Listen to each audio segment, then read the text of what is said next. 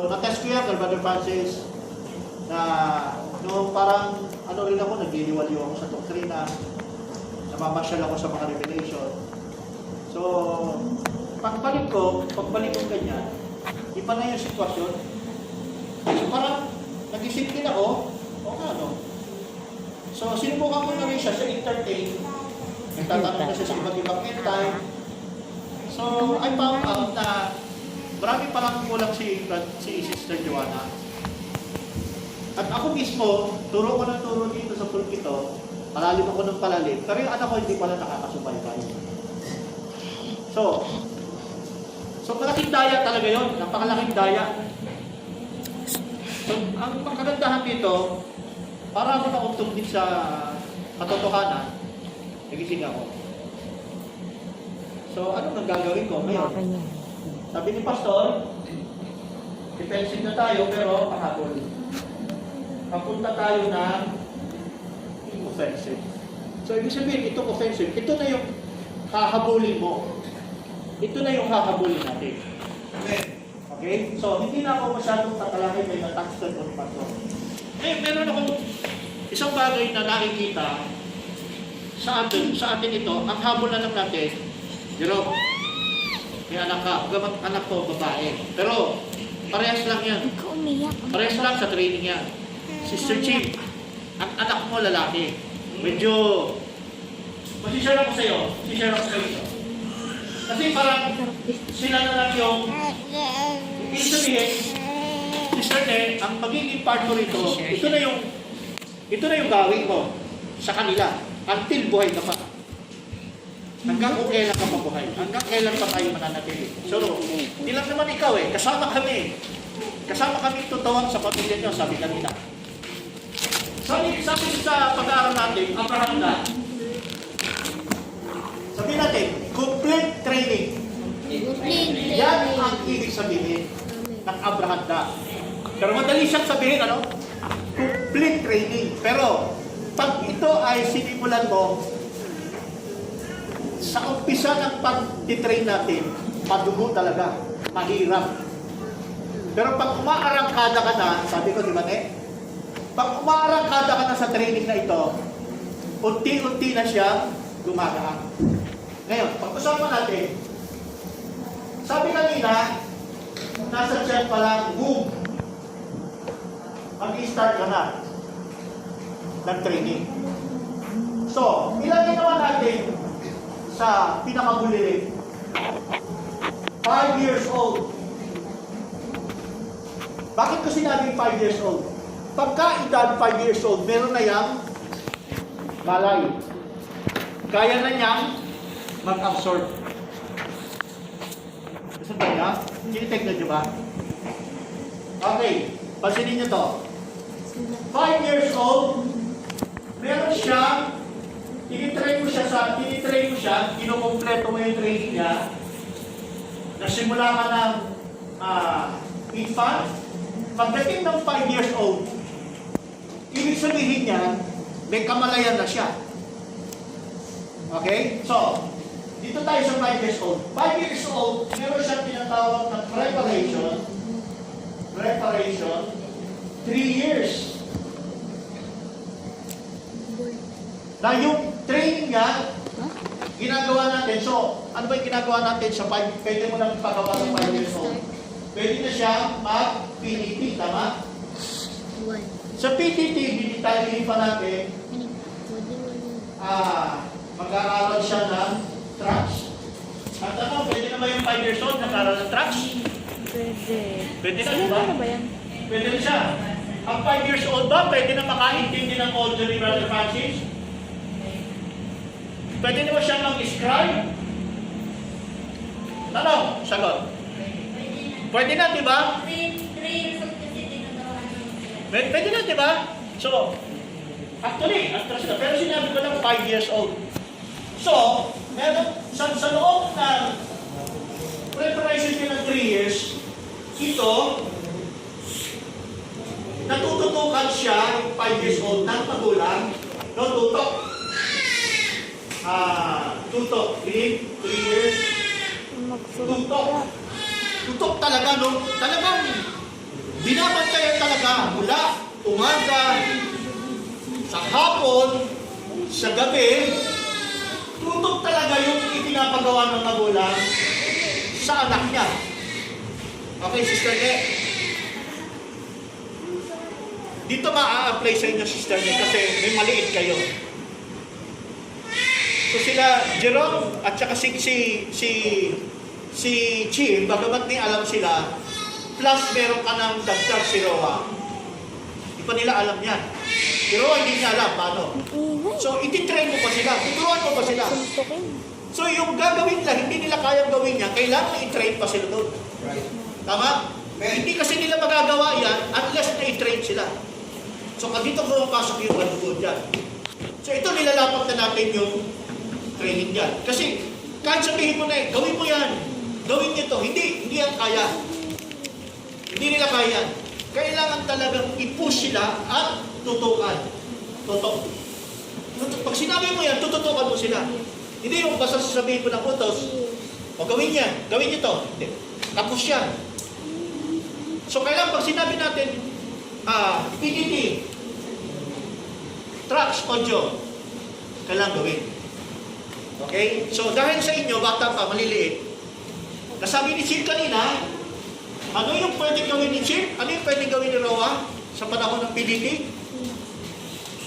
Hindi naman pwede magsalita yung bata kasi ang language ng bata ay iyak. Ama, ikaw naman. So ano ginagawa mo, Chip, habang nagbabasa ka? Yung daliri, ganyan. Yung daliri, ganyan. Yung daliri, ganyan. So yun muna sa infant. Hanggang 1, 2 years old. Pag 2 years old, nakakapagsalita na. 3 years old, pwede nang bigkasin. So, pag nagawa yun, from infant, magsimula sa turo ng daliri, at 1 year old, 2 years old, nakakapagsalita na, then preparation to 5 years old, 5 years. Malaki na si Ben, 5 years old. Pag pinagawa mo siya ng PDT, hindi ka nahirap. Siyempre sa tulong mo yun eh. Hindi na siya mahihirapan. Tama?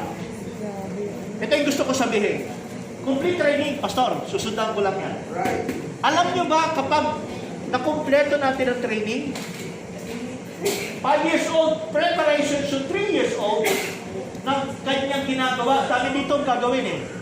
Sa PDT tracks, ang dami audio, scribe. Interview. Ito yung pinaka-ano natin. Interview. Ang next pa ng interview, anong sunod yan? Hindi pa tayo abot dito. Bible study. Medyo, ano na yan? Alok. Ano na to? Ibig sabihin, Alok Bible study.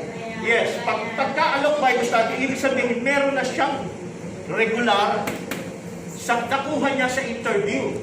Ito yung purpose na bakit ka nag-interview sa labas. Hindi lang ang purpose para makuha mo yung alam nila. Makakakuha ka ng ka-sharing. Okay, dagdag ko yung salitang set up. Tanungin ko kayo, pag sinabing set up, anong ibig sabihin? Pag nasa interview ka. Ikaw na yung nagsishare. So naman, inaagaw mo agad eh. Dapat hinayaan natin muna sa kanila. Sinabi ni Sister Lenlen, pag set up, ang ibig sabihin, ikaw na yung nagsishare. Yung anak natin ang nagsishare doon sa mga ka-interview niya. Nakakuha na siya ng suki. So, doon sa itatanong niya, at madalas na silang, suki na, madalas niya ng kausap, nakikita ng kausap niya na may laman yung anak natin, na siya na yung nagsishare, sila na yung nagtatanong, siya na ang nagba-Bible study, ang tawag doon, set up.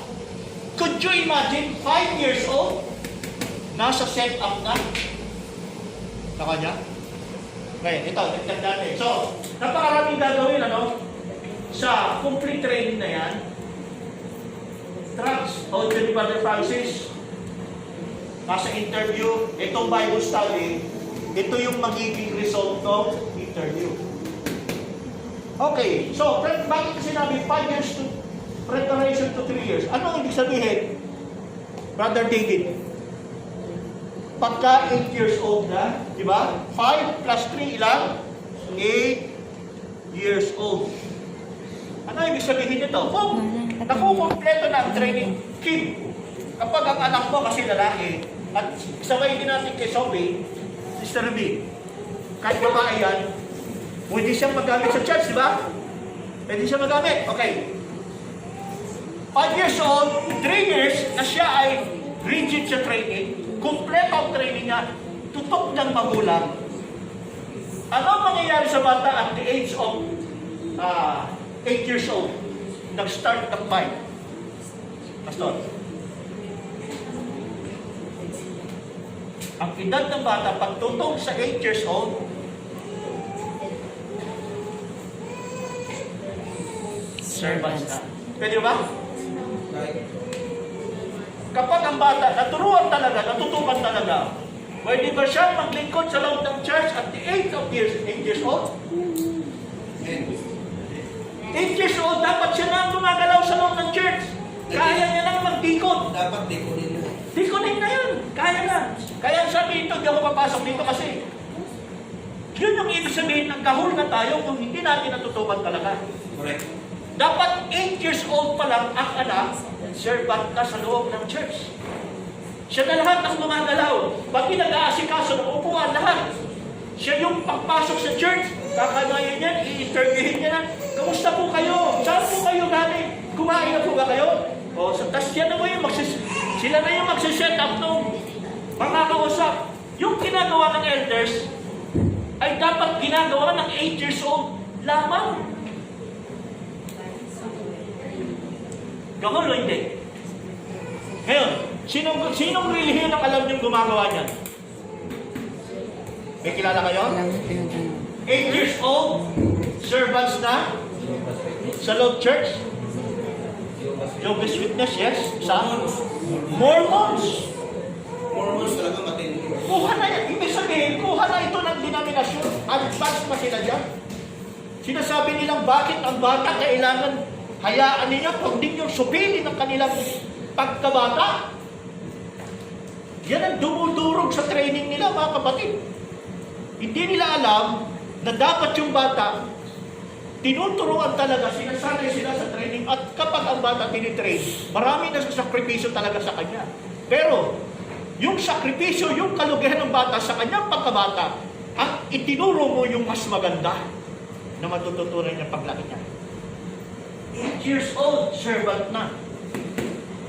Now, preparation after ng, isipin nyo na-prepare na siya, na-train siya, natutukan siya, talagang nabantayan talaga siya ng magulang.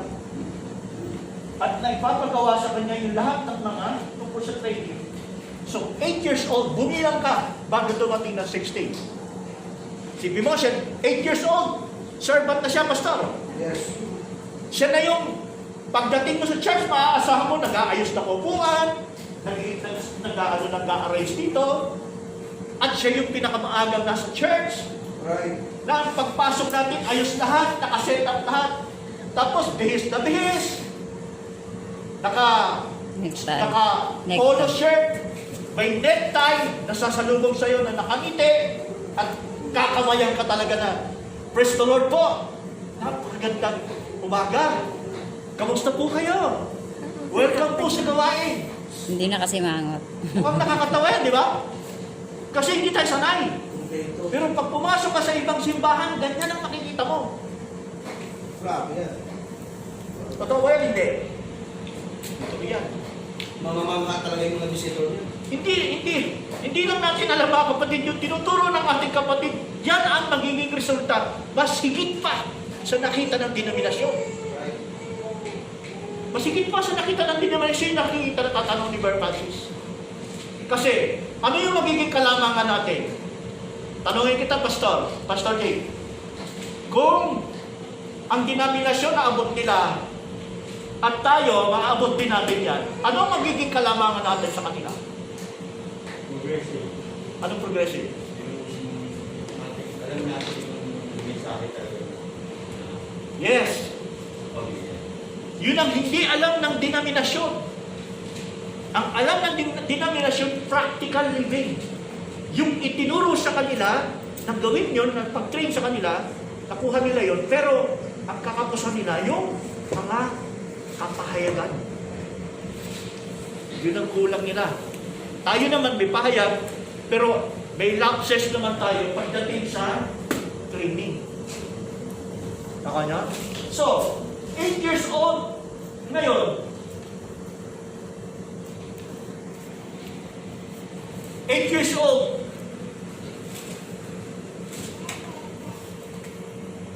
to 16 to 18.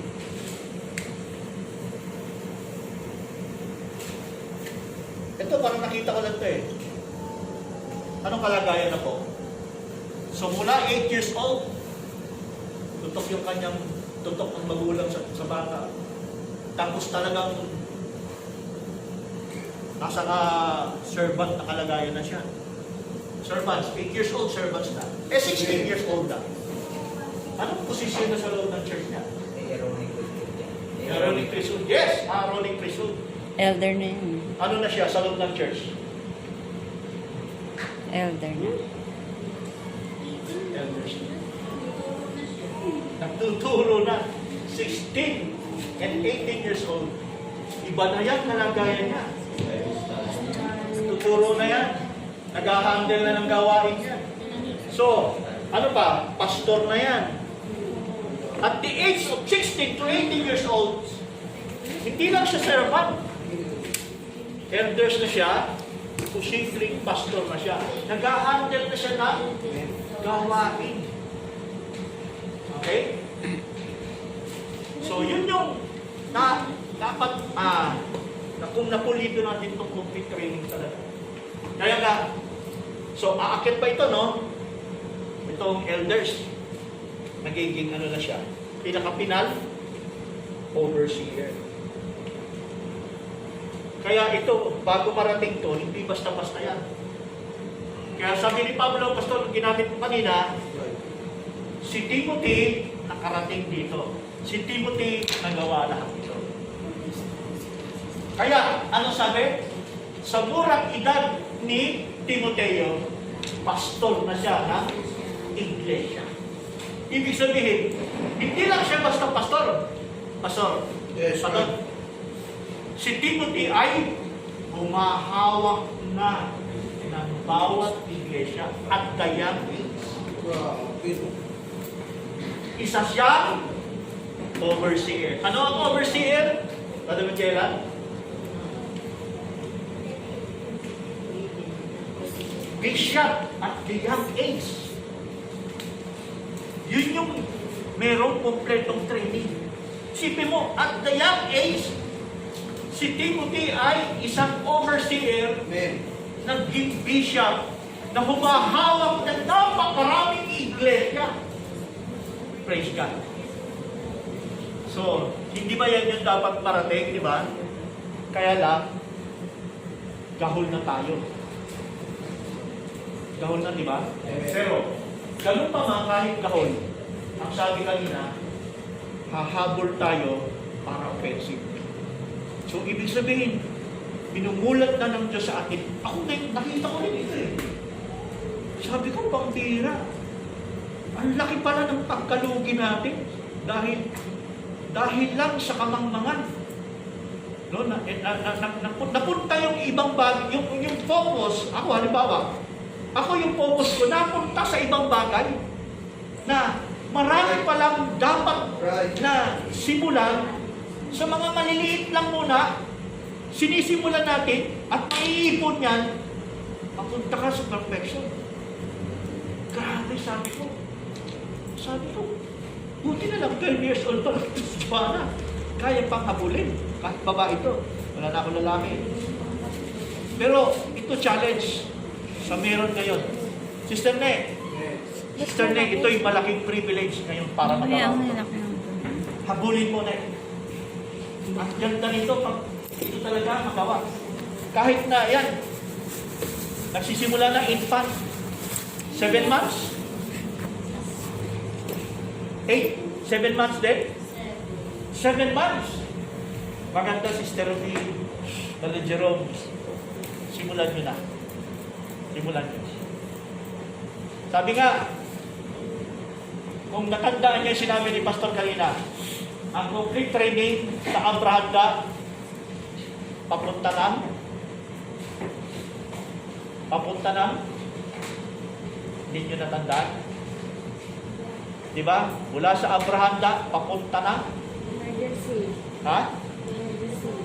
Hindi emergency. Papunta ng LCM. Inihahanda mo yung bata. Sabi yung pastor, di ba? Right. Papunta ng LCM. So, bata pa lang, inahanda natin sila. Kaya ito, 5 years old, preparation for 3 years. Tapos, pagdating ng 8 years old, talagayang servants na. Napatunayan ko ba yan? Yes. Nung ako ay naimbitahan ng Mormons, dyan sa may tabi ng iglesia, nakita ko talaga, 8 years old, naka-necktie. 8 years old, naka-necktie. Tapos, Pumunta si Papa doon? naglilingkod na sa church. Ito ba yung kagandahan? Sa Mormons kasi pagkatapos ng kanilang service, akala ko uwian na. Ako kasi May papasukin ko pa silang kwarto-kwarto, dinidisciples pa pa kasi. Ay, grabe, sabi ko. Una, hindi ko lang inintindi yun eh. Kasi, siyempre, parang judgmental tayo, Mormons, ganyan, di ba? Pero meron pala silang nakikita, nagagawa, na mensahe pala natin. Totoo yan. Kung yung neighbor mo siya, puntahan niyo. Meron silang lecture, pagkatapos ng lecture, tapos ng service, magle-lecture yung pinaka-ministers nila. Pagkatapos mag-lecture, maglalabas, nakala ko uwian na. Nakala ko uwian na yun eh. Papasok yun sa kanya-kanyang group, discipleship pala yun. At ang itinuturo sa kanila, at the age of 8 years old, ang itinuturo na yung part ng pagiging servanthood. Grabe. Preparation daw nila, papunta, eldership. Ay, grabe talaga. Kung nakita mo Mormons pagdating ng 18, hindi na yan nasa loob. May alin na yun dito, di ba black? Pagdating ng 16 to 18 years old, wala sa loob. Nasaan sila? Nasa team. Umahayo yan. Ibig sabihin, araw-araw silang nakasabak sa labas. Yung mga kabisito. At the age of 16 to 18 years old. Grabe. Grabe. Hindi ako pinapagalitan.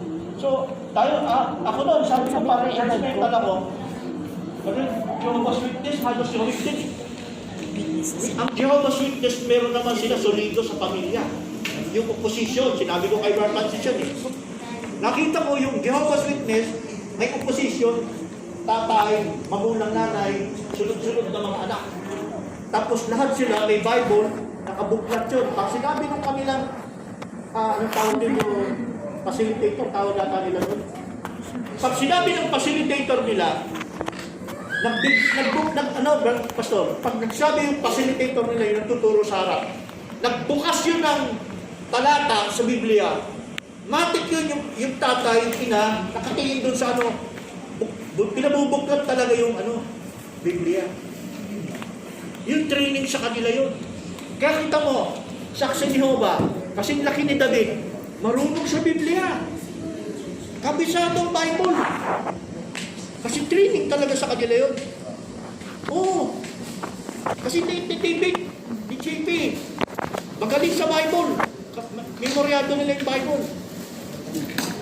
At saka katulad din sila ng Mormons, meron silang discipleship. Meron ding discipleship ang Saksi ni Jehovah. Pero pa yung nasa labas. So, nakakamang na mga kapatid. Ito, habang tinuturo ni Pastor kanina, nag-remind sa akin, sabi ko tama. Binaliwala, parang, alam mo, binaliwala natin sa mahabang panahon, parang matagal tayong inirohan ng bakal sa tenga na hindi natin pinapansin yung mga gintong panawagan ng ating kapatid. Kaya pumasok na tayo sa tinatawag na emergency, ang brahanda. So, ibig sabihin, ang sitwasyon natin ngayon, dahil hindi nga tayo nakapulido, hindi tayo nakapulido ng training. Pero, ang kailangan pa rin mahihabol pa rin. Kailangan pa rin makahabol tayo. So, aminado tayong lahat. Ang kagandahan kasi dito, binibigyan natin yung sarili natin na humabol tayo sa Panginoon. Humabol tayo. So, tayo yung, dati dito, tayo yung every Wednesday, tsaka Friday, tayo yung, kumbaga, core. So, kailangan paramihin natin tayo na makatuwang tayo sa bawat pamilya. So, dalawang bagay lang po yung sa part ng consulta ko yung sinabi ni Sister Lisa. Sa ngayon, sa emergency, dalawang bagay po ang pinagagawa sa atin. Tama ba, Sister Lisa? Interview. Ito yung pinapriority natin. Ito ngayon ang pinapriority natin. Ayun ang sabi, saan ka mag-interview? Different and time. Sa iba't ibang end time. Sila yung Iba't ibang level. mapagtatanungan. Iba't ibang end time. At sino pa? Yung ating mga elders. May binanggit din ang ating kapatid. Hindi mo pwedeng ipauna ang ibang turo. Na yung turo natin. Kailangan unahin ang atin. Si Brother, yung audio si Brother F. Yan ang kailangan priority. Bago sila sumabak dito, kailangan mapulido to audio ni Brother Francis. Magkaroon sila ng audio and then scribe. Marami silang matututunan habang sila ay nakikinig ng mga mensahe ng ating kapatid. Sa mga doktrina, sa mga doctrines, nag-i-scribe sila, napapakinggan nila yan. Kapag sila ay nasabak sa pagtatanong, mas matimbang yung nalaman nila kaysa malalaman nila doon sa pinagtatanungan nila. May danger ba pagka hindi nagawa ito? Pag hindi nagawa ito, meron. Tama? Sister Lisa, di ba? Kung hindi mapupulido ang audio scribe kay Brother Francis, pag nagtanong ang anak natin sa labas, at mas madalas na tanong na itanong sa labas, mas madalas silang nakakuha. Anong matatanim sa kanila? Mga mali. Mga maling turo. Okay? Kaya ang sabi ng ating kapatid, si Brother Francis, kailangan puliduhin nyo ito sa atin. So, saan natin kukunin yung audio scribe? Deuteronomy 6:7. Mga pakanting oras, dapat doon natin punuan. Doon natin bubugbugin ng gusto. Sa may bakanting oras, doon natin ipupuno yung mga audio scribe ni Brother Francis, audio, video, para mag-scribe sila. Doon sa panahon ng bakanting oras, Sister Shea. Okay? So doon natin sisingit. Ano yun? Deuteronomy 6:7.